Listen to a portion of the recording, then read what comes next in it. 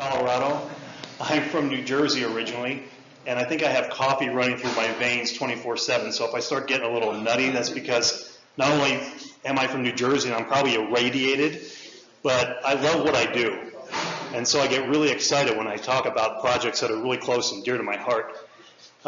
Brief background, you probably, if you haven't read the back of that page, I'll expand on it quickly. I grew up in New Jersey. I went to school back east, and then I saw the light, and I came to Colorado State University in 1989. And I worked at CSU for almost 20 years before I left, and the last decade I spent working for the USDA Agricultural Research Service in south central Idaho. And some of the things that Gene actually just mentioned in terms of research are topics that I've addressed for my whole career, starting in 1987, working in soils. And the topic that I'm going to talk to you about this afternoon is something that really came to me. It was almost an epiphany about maybe 5 to 8 years ago. I realized that all the work that I have done, or I had done up to that point, was really dealing with soil quality. But I had never really thought about taking all those pieces and trying to put it together. And so here I am, almost 50 years old, and I'm finally figuring out what I'm supposed to do in my life. All right? I've finally grown up. And I realized that I really love soil quality, and I love the pieces of soil quality, and it's challenging, and it's exciting, and it's something new that we've, like Gene mentioned, we've measured these facets of soil health or soil quality for like 100 years, but we've never really put it all together. And here we are finally putting it together and hopefully serving you well. That's the goal.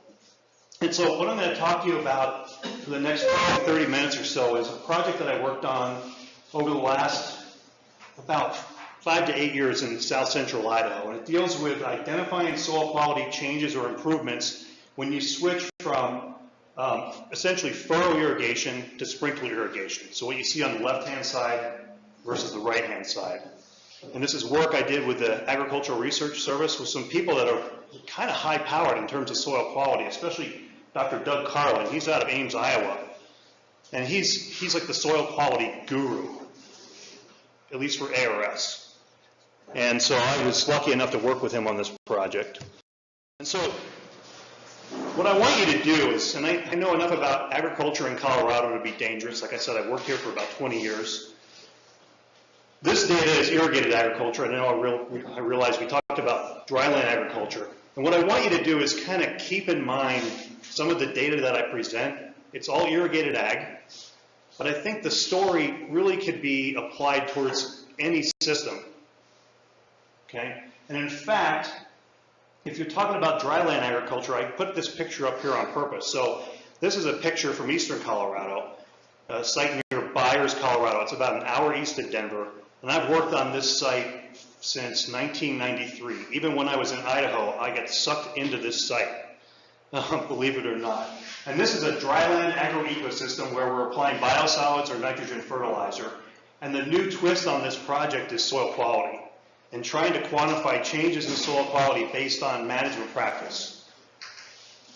So I can come back in 4 or 5 years and give you a story on this site, but I have no data whatsoever yet.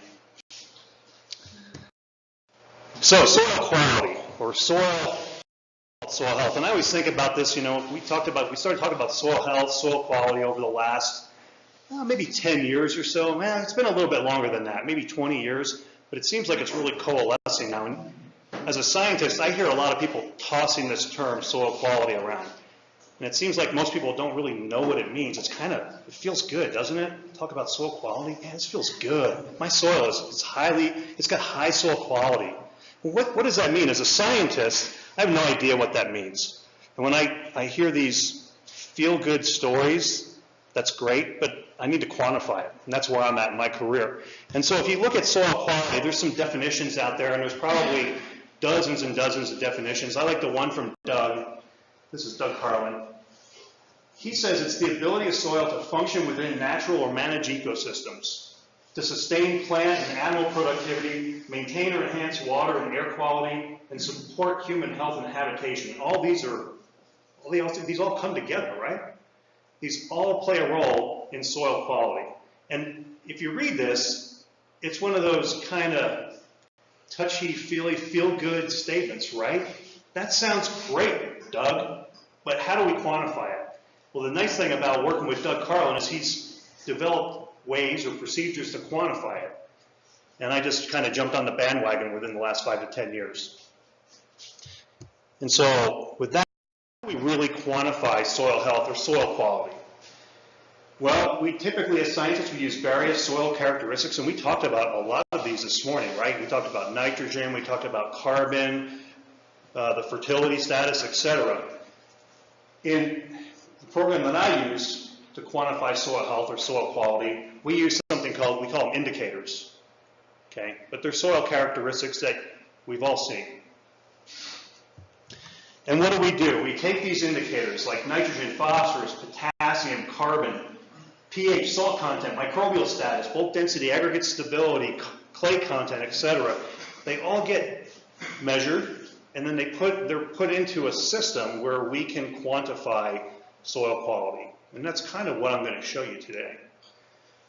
I broke these down into 4 different categories, and the reason why I did that, it's not by accident.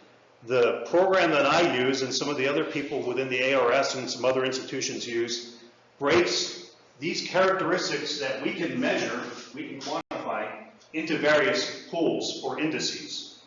So we can quantify the nutrient status of the soil, or the chemical status, or the biological status, or the physical status. And we can take all this information and come up with a soil quality index and say, look, this site has good soil quality and this site has poor soil quality. And what can we do over here to improve it so it's more like this system? And that's what I'm trying to do with my career, with these projects that I'm working on. And so this is really not something new. Many of you probably know it's not new. This approach has been followed all over the globe. I have a good friend that works in New Zealand. It's actually one of Gene Kelly's former grad students, Brian Stevenson. And Brian and I, we go back 20 years.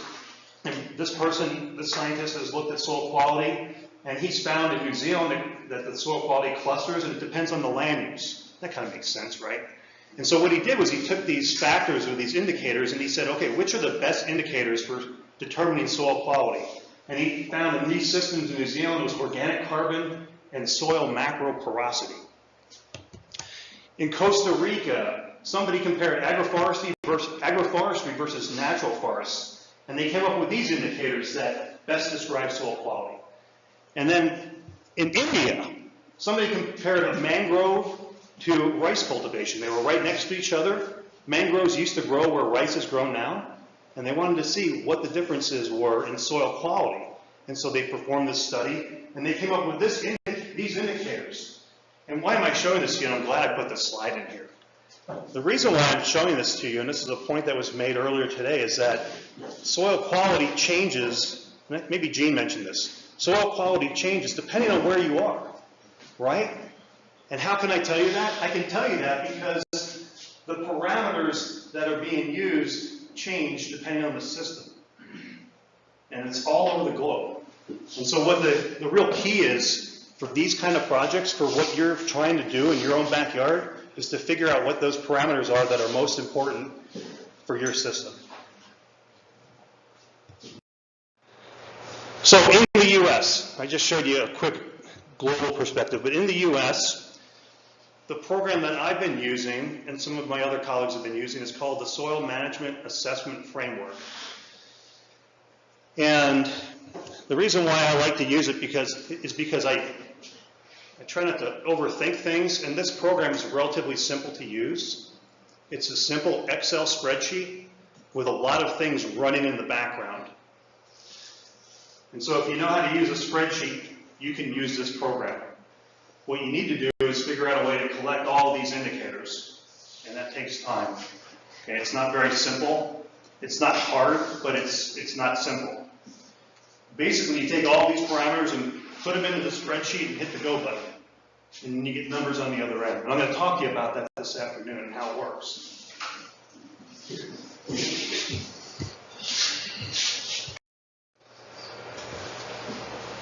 Okay, are there any questions about that? That's sort of the lead-in. No, good. Nobody's falling asleep too much. That's good. All right. Okay. So with that said, what I want to do is I want to share with you the data that we've collected.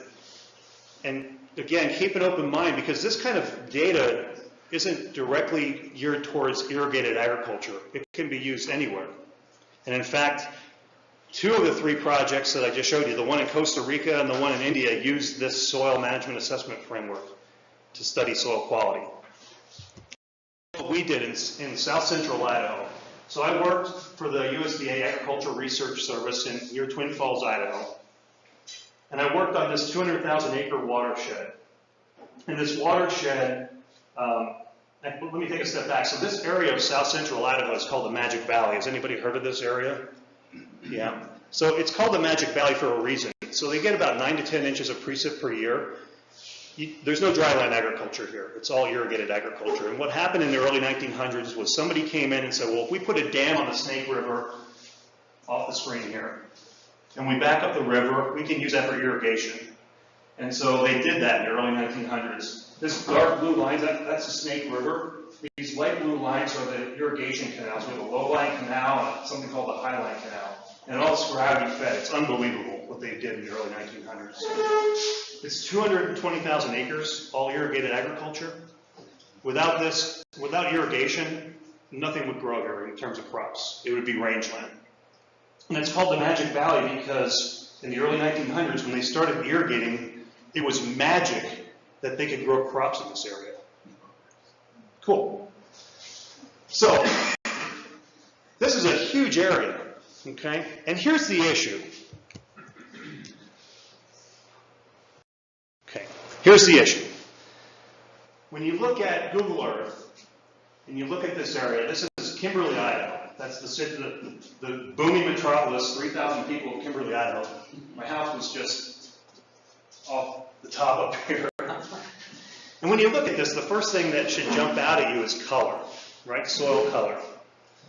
And you've got light colors and you've got dark colors. Of course, you've got green because there's crops growing there, but the light and dark colors in the field. And if you look at it more up close and personal, this is the issue. So the area in the early 1900s in this neck of the woods of the U.S. was furrow irrigated. That's the way people irrigated. They flood irrigated, and the irrigation,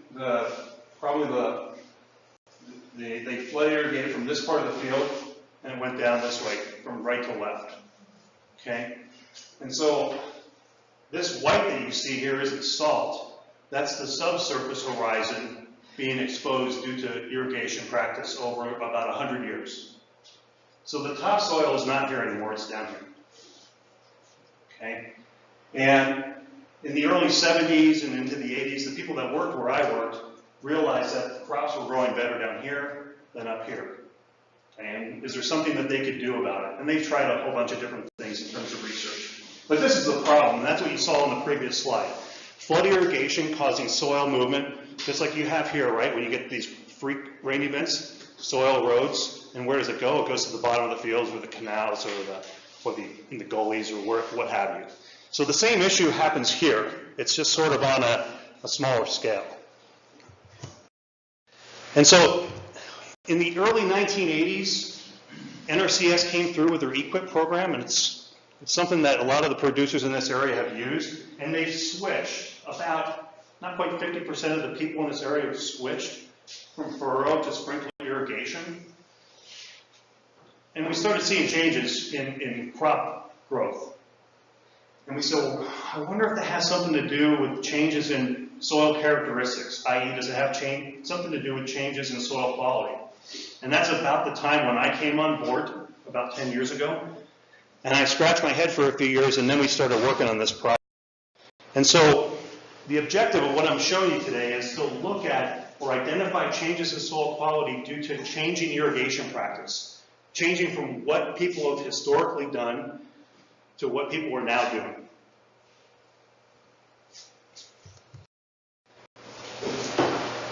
And so how do we do this? Well, as a geeky scientist, we have to do everything in replication. It's just the way we do things, so we can compare apples to apples instead of apples to oranges, right? And so we had 220,000 acres to work with. And that sounds like a lot of land, right? But it's really not when you're trying to do a replicated study where you have no control over what, or who's growing what. So luckily the person I used to work for knew almost everybody on the 220,000 acre watershed. And we were able to find 4 producers that were basically, they were all growing similar cropping rotations, and they were all in irrigated barley. Here are the cropping rotations. They're not identical, especially this last one, but they're sort of identical. And this is kind of the norm for South Central Idaho and irrigated ag. The systems are, I like to think, relatively complex. I come from dryland agroecosystems where it's wheat fallow, and I moved to Idaho, and I'm going, what are you guys doing? This is way outside of my area of expertise. It's not anymore, but to me it seemed complicated. But these producers were all growing barley at the same time, irrigated barley. They all basically had the same site management characteristics. So they were all basically disking the same, they were harrowing the same, they were planting the same, all about at the same time. This was no easy task to find 4 people that were doing basically the same thing over 220,000 acres. In this area, the climatic conditions are all the same. These producers were all within about 20, 25 miles of one another. It's elevation 4,000 feet. Precip is 9 inches, 10 inches at best per year. It all comes in the winter as snow or in the early spring. The summer is kind of like what you have here, except drier. It doesn't rain from like mid-May to October. It really doesn't rain there at all. They all had similar soils. They were all silt loams. Very similar textures, identical textures. And the only difference between these producers was each producer was growing irrigated barley under furrow or sprinkler. Really, it's the only difference. And so this is what we did. After we found 4 people that were basically doing the same thing, there's our 4 replicants, right? Geeky scientist stuff, 4 replicants. We sampled these soils at the 0 to 5 and 5 to 15 centimeter depths. The reason why we did that, it's classic for what Doug Carlin had been doing across the U.S. So to make comparisons in our system, we wanted to be able to compare them to actually 12 other watersheds within the U.S. that he's done the same type of work. Under furrow irrigation, under this system here, we took 3 samples across the top of the field and 3 along the bottom. And in each one of those points, we actually took 20 soil samples around that one point and composited them. We put them into a bucket. In the furrow irrigation, the other thing we did was we said, what about how the system's set up, right? In furrow irrigation, you've got a bed, a shoulder, and a furrow. And are there differences between those points in the field as well? And so we actually took points at those locations as well. So 20 points, if it was a furrow, 20 points within the furrow, 20 points at the shoulder, and 20 points in the bed. And mix all those together. We had a lot of soils. We did that along the top, along the bottom, and under the sprinkler, we basically did the same thing. 3 points across the top, 3 points across the bottom, 20 points around each point, composited them. We brought them all back. We had probably 200, it was a lot of soils. I want to say it was 200 soils. And you'll see how much data we collected in a second. So this is what we did. We analyzed these soils for 11 or 12 different characteristics or indicators. So bulk density, clay content, and water stable macro aggregates. So how well does the soil stick together, if you will. Those all are what we call physical attributes in this system, the soil management assessment framework. We measure pH and electrical conductivity or salt content. That's considered the chemical attributes. We measured soil organic carbon, microbial biomass carbon, how much carbon is locked up in the microorganisms. Something called potentially mineralizable nitrogen, which is how much nitrogen is present that could potentially be mineralized. Wow, what a horrible description. Yeah, thanks. It's how much nitrogen can be released from other sources other than just plain old nitrate and ammonium in soils. Okay, so organic sources. And then we measured something called beta-glucosidase activity. And this is a microbial assay that targets how well microorganisms can degrade cellulose, easily degradable materials in the system. Those all get pulled into something called a biological indicator, and then extractable phosphorus and potassium. These are big players too, right, along with nitrogen and carbon. And that's your nutrient score. So we took all of these, and this took like 2 years to collect all this data. That's how long it takes to do this work. It's not simple, especially if you don't have a lot of hands. And so we took all this and we entered it into the soil management assessment framework. And what this framework does is it provides you physical, chemical, biological, and nutrient scores, and then it takes all those and it combines them into one overall score. All right? It's a unitless score, and this is how this works. And it's, I think, relatively simple. So you collect those 10 or 11 indicators that I just showed you. They get put into the Excel spreadsheet. You press the button, and the Excel program runs a bunch of iterations in the background that I'll tell you how it works in a second, to give you scores. And then those scores are combined and averaged to give you an overall score. All right, so these are like the biological score, the physical score, the chemical score, etc. And those are all combined into an overall soil quality score. This is the simple way this works. The complex this works is the behind the scenes for the interpretation. So you take all your data, you put it in the spreadsheet, press the go button, it does all these iterations, and boom, you get numbers. And you go, oh wow, that's cool. Again, as a scientist, I want to know how it came up with the numbers, how it came up with the indicators for the soil quality number. How does it do it? And this is how this works, just so you have an idea.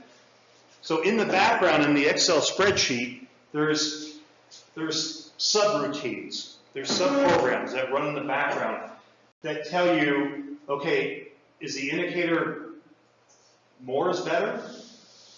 Is the indicator less is better? Or is it somewhere in the middle is better? And what do I mean by this? Let's look at more is better. So total organic carbon. If you're talking about carbon in the soil, typically you would think that the more is better, to a point. Okay? And that's what this is total organic carbon, and this on the y-axis is the indicator score.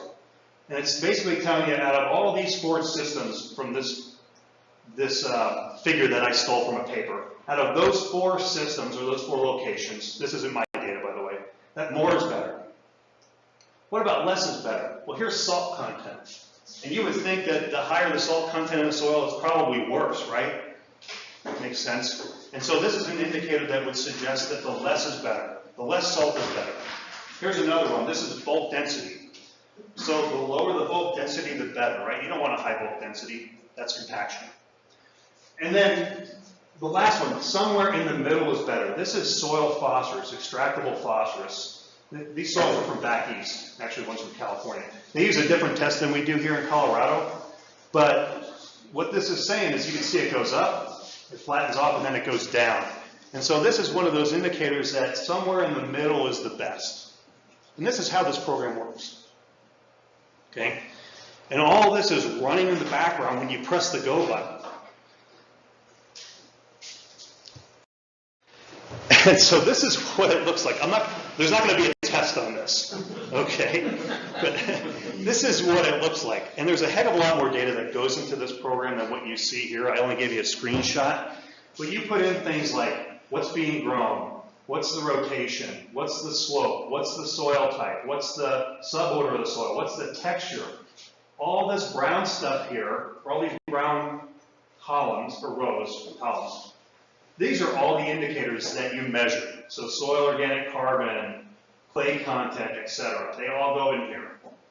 Then there's other factors that get put into the program, and there's a table way over to the left that you don't see here that tells you what numbers go in here, okay? And I'll leave it at that. It's really not that complex. I can figure it out. You guys can figure it out. It's not that complex. It's just a lot of numbers and a lot of data. It all goes in, you press the go button. You get out of it. And I know this is hard to read, but these colored columns are the indicator scores. So this is the nutrient indicator score. They're all on a scale from 0 to 1. This is biological. Here is chemical. Here's physical. And then all 4 of those get combined in this program to give you an overall soil quality index, again from 0 to 1. Right? They're unitless scores. And what we do as scientists, we take all this data, I take these columns of data, and I run them in a statistical program to tell me if there's differences between one system versus another. That's what I'm going to show you. I'm not going to... Okay, so there is going to be a test on this. This is what geeky scientists do, all right?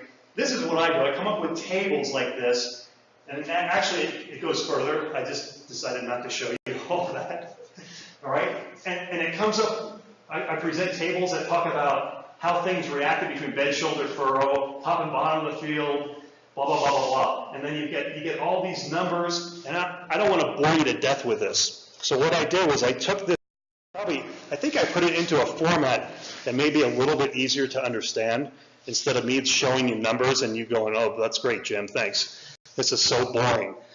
This is what we found.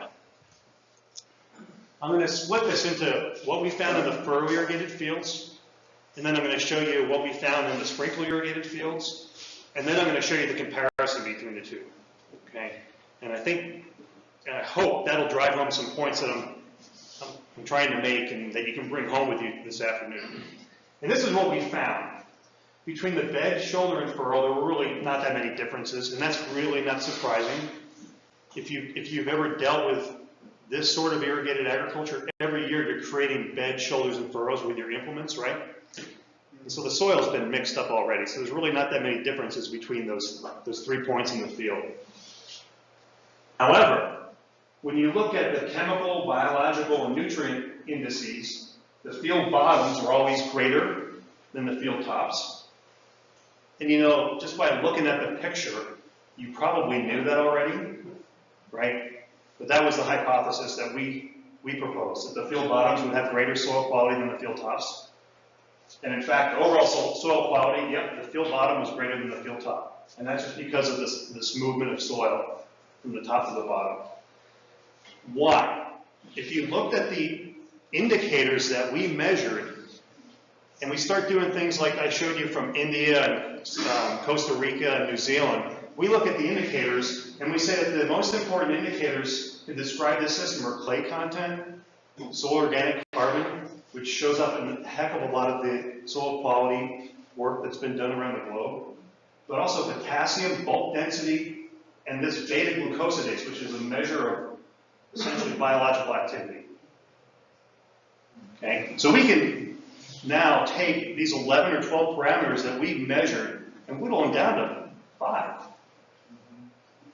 That's really the goal, right? You don't want to measure 11 parameters every time you need to determine soil quality. You want to condense the data set to the smallest data set possible. And that's what we gained from this project. The other cool thing is that in 1985, this scientist named Carter stated that greater crop yields and depositional gains in the field bottoms were observed. And this data is basically supporting that. So here we are in 2017, creating a whole new data set to support what was stated in 1985, where they really had an idea of why this was occurring, and now we know for certain why this is occurring. It's because of changes in soil quality. So something's happening, right? It's not magic. Something's happening. Something has changed in this system. So what has changed? In the field, so now here's the comparison between the two systems. In the field tops, the sprinkler was greater in soil physical, chemical, nutrient, and overall soil quality. And in the field bottoms, the furrow was greater. That's interesting. And overall, there was no difference. So if you pool all the data together, there was no difference in soil quality. So this is kind of the kicker here. And I should have included the indices that go along with this. But I can tell you for the fact that soil organic carbon is in there, beta-glucosidase activity or microbial activity is in there, and there's probably another one I'm missing. But those are the big ones, and in fact, those are kind of the big ones that you see in other systems as well. Organic carbon content and microbial activity. So here's a take-home message for you. There's a lot to comprehend, I'm sure. So, soil quality assessment due to shifting irrigation practice needs to consider, obviously, soil management. Take-home message is sampling location. So if you start thinking about soil quality here on the western slope, you really should think about, you really try to wrap your head around where you want to measure soil quality. If we had done it haphazardly, we probably wouldn't have seen any differences between furrow and sprinkler. But by splitting the field between tops and bottom locations, kind of thinking about the system before we attacked it, we were able to pick out those little differences, actually big differences. And this work's hopefully going to be published this year. So if you want more information, ask me in about 6 months after it goes through rigorous review and I cry over the paper when it comes back. Okay, and that's my story. I probably went way over. I did. But I'm going to stop there. If you have any questions, does anybody have any questions? Do you find it's interesting after 10 years when we switched to a sprinkler irrigation system and the upper part of the field that actually healed itself through normal row cropping? Yeah. So you weren't washing nutrients down anymore. You was letting that soil microbial activity, your plant material getting back into the soil. It was rebuilding the soil profile rather than continuing to wash it downstream. I understand that, Chris, but I'm just impressed with 10 years. That is pretty quick, yeah. Yeah, it's pretty quick. Out of the 4 producers, 2 of them had switched within the past 8 years. One was 10 years, and the other one was like 5 or 6 years. So it had changed drastically within a short period of time.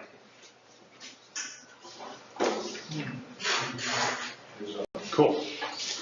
All right. Thank you.